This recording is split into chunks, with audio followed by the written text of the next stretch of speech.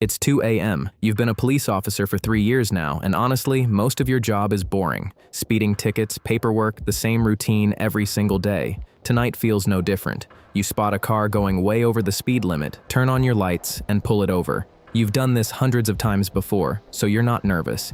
In fact, you're already thinking about what you're gonna eat when your shift ends. You walk up to the driver's side window and knock. The driver rolls it down. He's a man in his 30s, and immediately, something feels wrong. He's sweating even though it's cold outside. His hands are shaking on the steering wheel, and when you ask for his license, he doesn't answer right away. Instead, he keeps looking at the passenger seat, then back at you, then back at the seat again.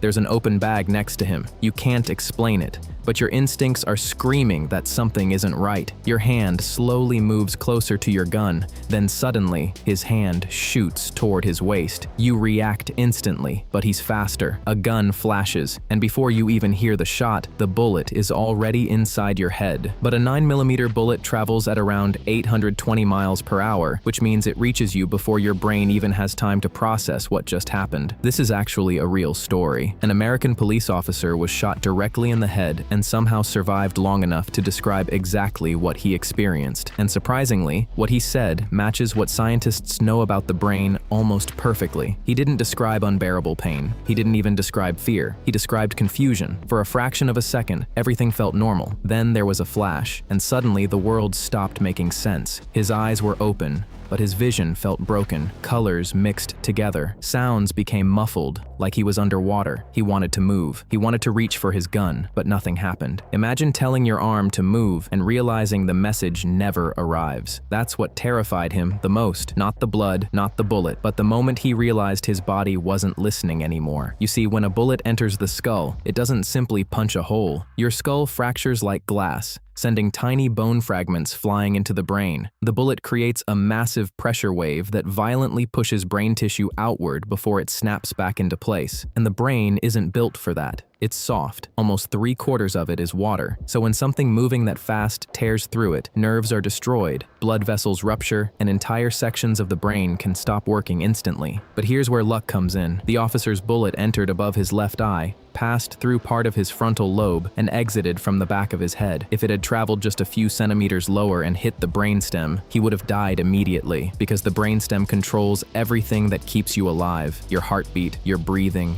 your consciousness. Miss it, and you might stay awake for a few terrifying seconds. That's exactly what happened to him. At first, his legs simply gave out. He collapsed onto the ground. Blood was pouring from both sides of his head, yet his heart kept beating. For a few seconds, he was still there, aware, listening, trying desperately to understand what was happening. He could see the headlights of his patrol car. He could hear distant noises, but it all felt unreal, like a dream falling apart. Then his breathing changed. Short gasps, long pauses, another gasp. Scientists believe these aren't normal breaths at all. They're the brain's final attempts to keep itself alive. Meanwhile, the man who shot him was already gone. The highway was empty. It was still 2 a.m., and he was alone. Then the confusion slowly faded. His thoughts became harder to hold on to, like trying to remember a dream right after waking up. You almost have it, and then it's gone. And that's something many survivors of severe brain injuries describe. Not pain, not darkness, just a strange feeling that reality is slipping away. One moment you're here, the next moment you aren't. The scariest part of this story isn't even the bullet. It's the fact that there was no warning. The man who shot him looked like every other driver he'd stopped that week. There was no sign over his head, no dramatic music, just an ordinary moment that suddenly became the worst day of his life. And maybe that's why stories like this stick with us, because they remind us how fragile everything really is. One second, you're thinking about dinner,